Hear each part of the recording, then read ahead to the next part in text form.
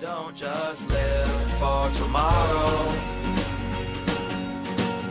or just live in yesterday. Just be glad for all you have that's in today. Hey everyone, Connie here, and welcome to my blind reaction to Doom Patrol, episode 4.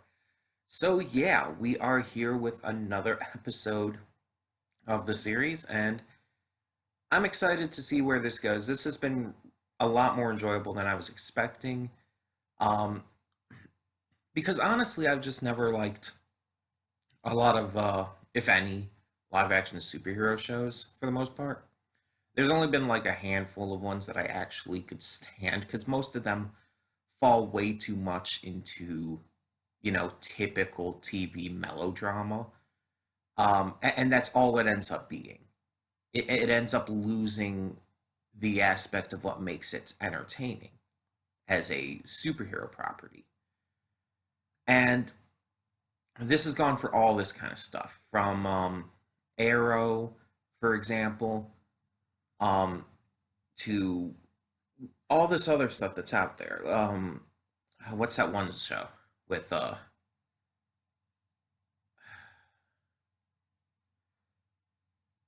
can't think of what it's called. Um,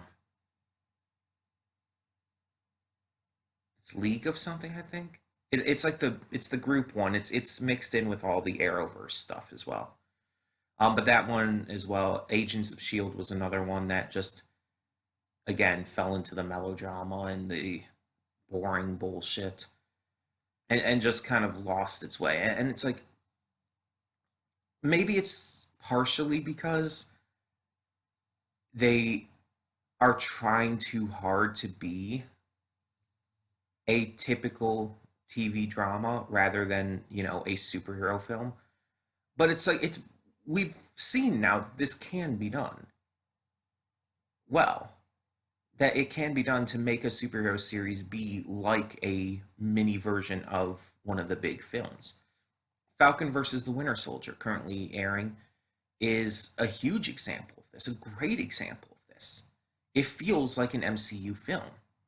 And even though I wasn't a huge fan of WandaVision, it did as well. It felt like this was part of the MCU, but much more so with Falcon and Winter Soldier. And it's just like, I wish more of these superhero series could do stuff like that. And this one so far feels like it would be, again, the same kind of thing. Like it feels more, for lack of a better word, theatrical. And I like that because it makes it feel like its own thing, and like the drama in it feels natural for the characters, for the world, etc., etc. It doesn't feel like just your typical TV melodrama. It feels like actual real drama. And by doing it this way, it also allows the characters to feel more natural, allows them to breathe more. Because when you're trying to do it like a typical TV melodrama, you're also like, what's the word? There's a word I'm specifically trying to think of.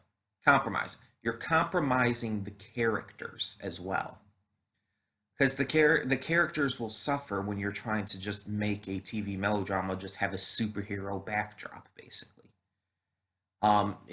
You put basically that idea before everything else, and it hurts it, in my opinion. But Doom Patrol luckily isn't doing that. Luckily, Doom Patrol is focusing on more the characters, the story, the comedy of it all, the uh, fourth wall breaking, the meta humor, all of that, and it's working because it feels like, yeah, it feels theatrical, it feels like a movie being cut down into chunks for a series. And again, Falcon and Winter Soldier is doing the same thing. And I mean, it's a little easier with Falcon and Winter Soldier because you already know the characters from the movies, but still. With this, it's still being done pretty damn well. And another reason that I might be enjoying this more than other stuff would be maybe because I don't know the characters, I don't know the property, I don't know Doom Patrol. Like, outside of this series, I think I said this in my episode 1 reaction, I've never really heard of them. Kind of like when Guardians of the Galaxy first came out and everything. It's like it's just a property that I've never heard of before. And I was interested in checking out and seeing what it had to offer.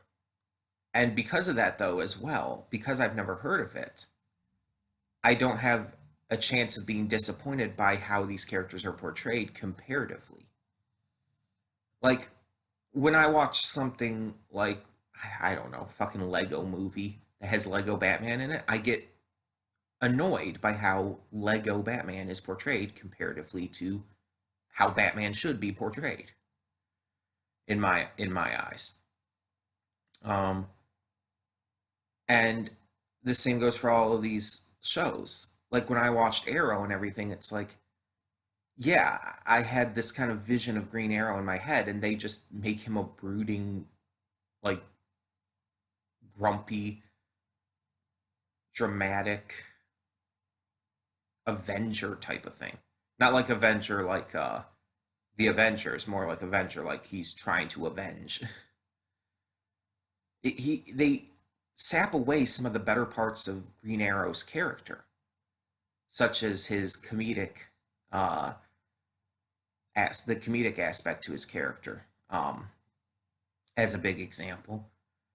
But also even the way he interacts with others just feels off. So it's not just one thing or the other. It's a few things that kind of come together that have made me just in general not like superhero shows. And there are exceptions. I liked Smallville. I like Falcon and the Winter Soldier. I like this. There are exceptions to that. And animated series definitely tend to do much better in general, with some exceptions to that as well.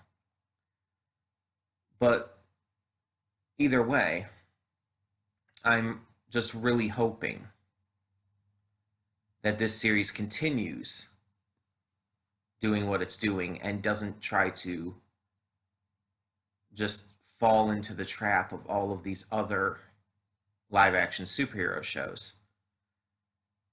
Because I just feel like that would be a huge lost cause. And it's like, considering how meta this is and how it's even made fun of the fact that it's another superhero show, I'm assuming it's not going to fall into that trap. If anything, it'll make fun of that. So that would be fine. Um, but we're gonna have to see. We're gonna have to see.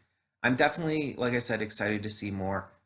Um, and just to add in, let's talk about what happened last time, because I've been talking about just superhero shows in general this entire time.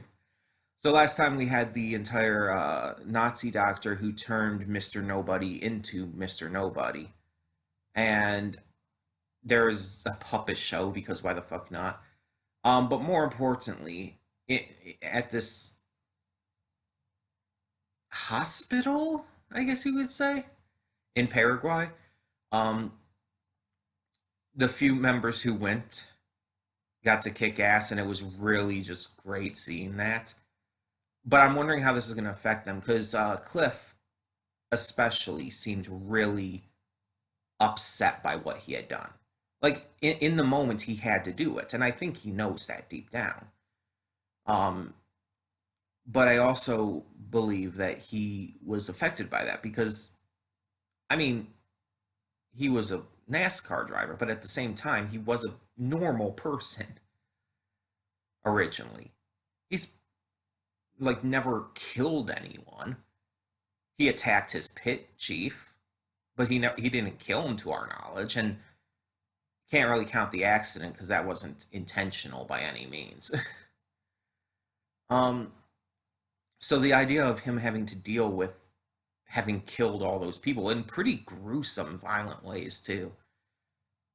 That would be an interesting little thing to cover. We also had, um, I always forget his fucking name. Does it start with an L? I think it starts with an L. I can't think of his fucking name. Oh my god. You know what I'm talking about, though. The pilot. We had him kind of confronting his past and his issues in regards to how his life had gone both before, during, and after his accident. So that was definitely adding a lot of depth and interest to his character. Um, and I will get their names eventually. I will get all of their names eventually. Um, I think Cyborg is one of the easier ones because I know the character more.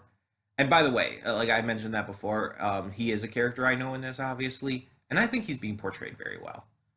I like his portrayal. Um, for a character I do actually know outside of this series. Um, the girl, I can't think of the. I don't know why my mind is blanking on the names, but her entire thing here, like, she didn't have as big of a like character kind of moment and everything in this episode. Um, but seeing her go along and help out and eventually like be the one to take out the leader was kind of cathartic and kind of fun. Because of her having been experimented on, just like the people who are going to this doctor to gain their powers and stuff. She was being experimented on, and that's how she became how she is. And although she's learned to live with it, learned to live with and respect all of the different personalities, it's still going to be hard on her. And she's still going to be upset that she was experimented on like that. Anyone would. So there was still a little bit with her, but it just wasn't as focused on um, as the others necessarily. At least in terms of the big character moment, the big like defining moment that's like gonna carry over all of that jazz. Also, I think last episode was the first episode without Mr. Nobody. Like, I don't think he was in that at all. I mean, he was obviously mentioned, but because he was in the first two episodes, obviously. The first one, he showed up at the very end, as well as he was at the very beginning, showing how he became Mr. Nobody. And he had a very big role in the second episode. But in the last episode, episode 3 or whatever, um, yeah, episode 3, he didn't really have any kind of role. He was just not there. Again, he was talked about, and they were still trying to find him and everything. But I mean, we know he'll return. It's just got to showcase other stuff too. Um, if I had to say so far, my favorite character of the group would be Cliff. And maybe it's because he was like the main focus in the first episode, so we got to kind of start the series out with him. Maybe it's because of that. Maybe it's because of his story in general and what happened. Um, or maybe it's just because it's Brendan Fraser. I don't know the entire reason. It could be any of those. It could be a combination or even all of them. But whatever the case is, I've just kind of connected to his character more. I've kind of been invested in his character more. And I like the others. I like Rita. I like Vic. I like them all.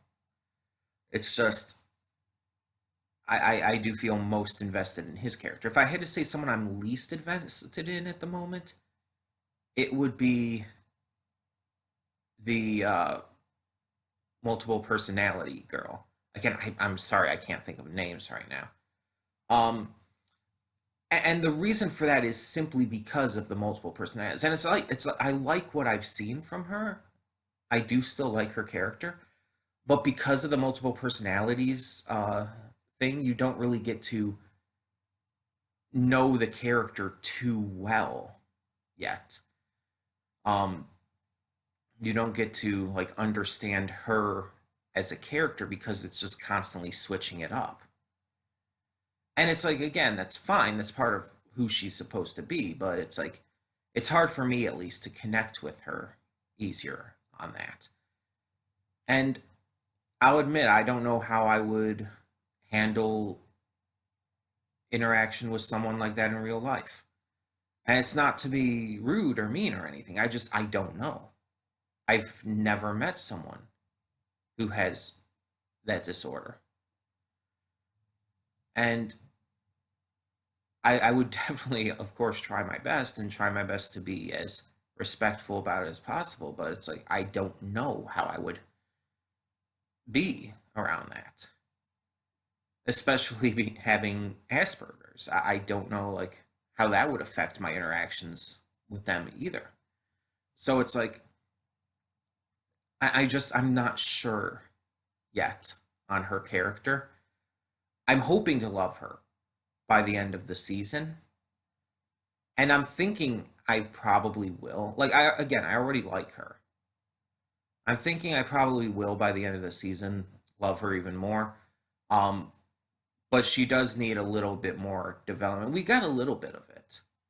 I mean, her interactions with Cliff have been great, and again, seeing that little bit of it we saw in the last episode was good. But we definitely need more. Um, but yeah, I like pretty much everyone um, that we again focus on. But I'm definitely, like I said, interested to see where we go next. So we're just gonna get this started. I've talked way too long in these pre-thoughts. Um, we're gonna get this started and hope for the best. So when the screen fades to black, pause this redirect and go to the description below. Follow the link to the reaction, and after you watch it, come back here to the redirect and resume play. Because after it fades to black and then fades back in, everything from that point forward will be my afterthoughts and will contain spoilers to the episode. So, that being said, thank you so much for tuning in, and I will see you at the reaction. And we are back, and we'll begin with spoilers in 3, 2, 1, now. So, we got a multi parter on our hands, most likely just two. Um, this was really good for a number of reasons. I really liked this episode, like, no joke. And it's definitely continuing to prove that this series is actually something pretty special here. I think we've got something like actually breaking the mold of live action superhero shows. Like, even amongst stuff like Falcon and Winter Soldier or WandaVision, um, this is different because of its very meta humor, because of the comedic edge to it. But also just the style it goes into. Like, yeah, the MCU is very supernatural. WandaVision is kind of steeped in that with Wanda's powers and everything. Um, but this goes into more of a dark supernatural element. Like, this is the kind of stuff you would see like the Justice League Dark taking care of stuff. Characters like John Constantine and Etrigan the Demon. So it's like it's really cool seeing this kind of thing, but brought with a comedic edge to it. I think it's really unique and really interesting, and the stories themselves are fascinating. Like, we go from this last episode, which was about this Nazi doctor and everything, and about the connections he has with Mr. Nobody, and then we get this world-ending cult um, who were raising a kid specifically as this supernatural book to be read to end the world. And it's like, what the actual fuck? Oh, and we got Mark Shepard. Um, so yeah, as I said, I know Mark Shepard from Supernatural, but various other things as well. I've seen him in various things here and there. But Supernatural is definitely one of the big ones where he was Crowley, King of Hell, and everything. One of my favorite characters from Supernatural. And so it was really fun getting to see him in this. And he was great. Like, again, personality was very similar to Crowley. He was very, how would I put it? I guess you could say sassy, but in more of like a kind of aggressive way. He's aggressively sassy. There you go. But at the same time, he's like there's also the kind of like comedic references and stuff like to the Beatles and whatnot in this. You have the magic added in, which definitely kind of can connect with Crowley as well. It's really interesting, and he definitely seems like maybe a more what would a good word for it be? Not mean spirited. Um, Maybe just a more like a darker, not really darker either. I don't know how to word. I don't know how to put it, but he's definitely different a bit than Crowley, but very similar at the same time. Um, but yeah, his role in this was interesting, and getting to see his interactions with Vic and with the entire science versus magic kind of idea. Um, I think that was well handled here, especially when they're fighting and they end up just complimenting each other's stuff. It's like nice science, nice magic. um, but he's also very like negative, I guess you could say, about things. Um, he doesn't believe that they can win that well, and he thinks that really the only option is killing Elliot. Mind you, he does work with them and he does try to find another route, but he just admits that killing Elliot would be easier, and yeah, it would be, but it's also, like everyone else said, wrong.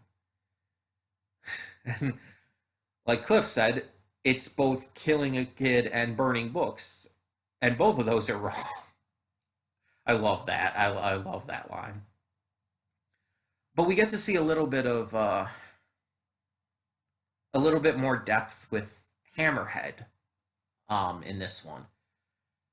We find out that Hammerhead and Jane as well are not okay with how Cliff handled things back in Paraguay.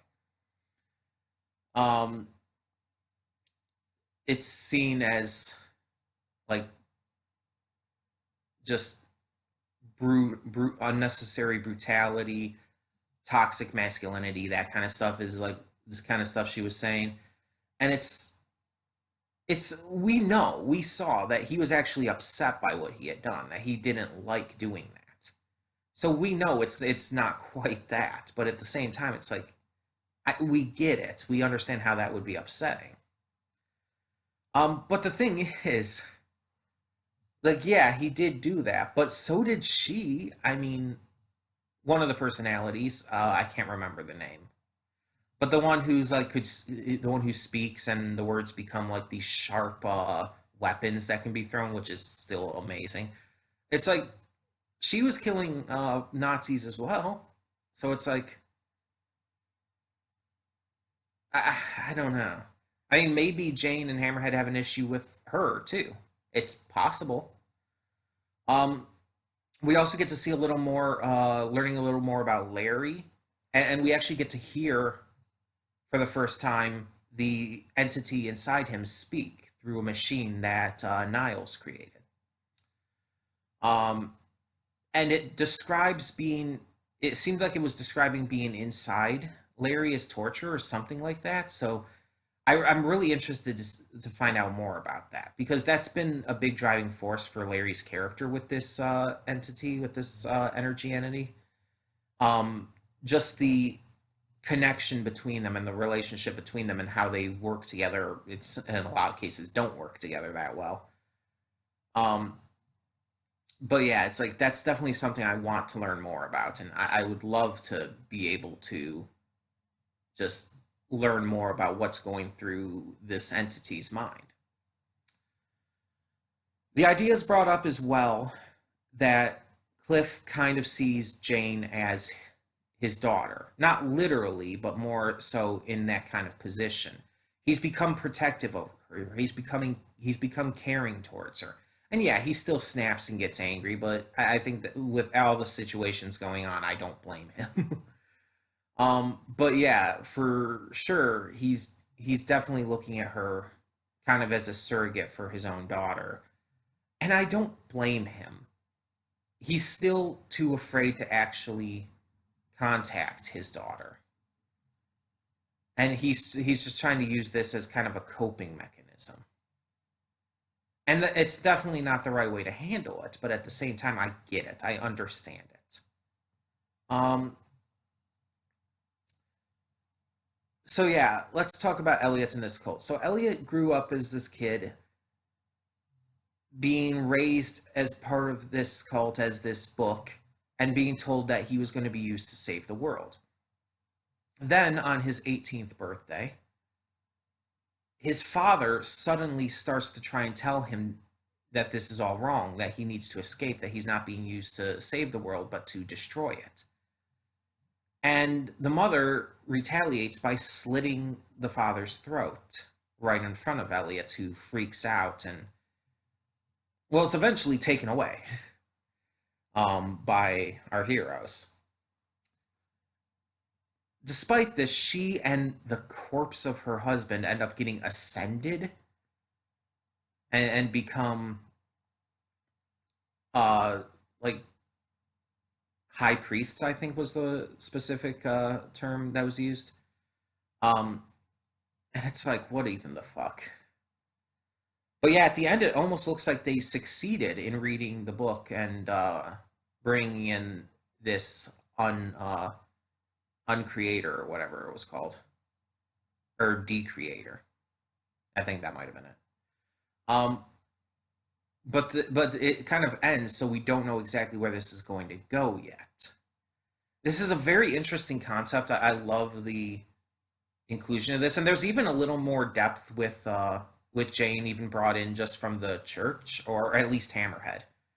Because Hammerhead seemed upset just to even be there, so I'm wondering what that's about too. But yeah, I really liked this. I really liked how it was done. Again, I love that Crowley was in this. Mark Shepard, he was great. And I really can't wait to see how this ends next week. But tell me in the comments below what you thought of this episode of Doom Patrol, and thank you so much for tuning in. For now, I'm Connie, and I'm signing off. See y'all next time.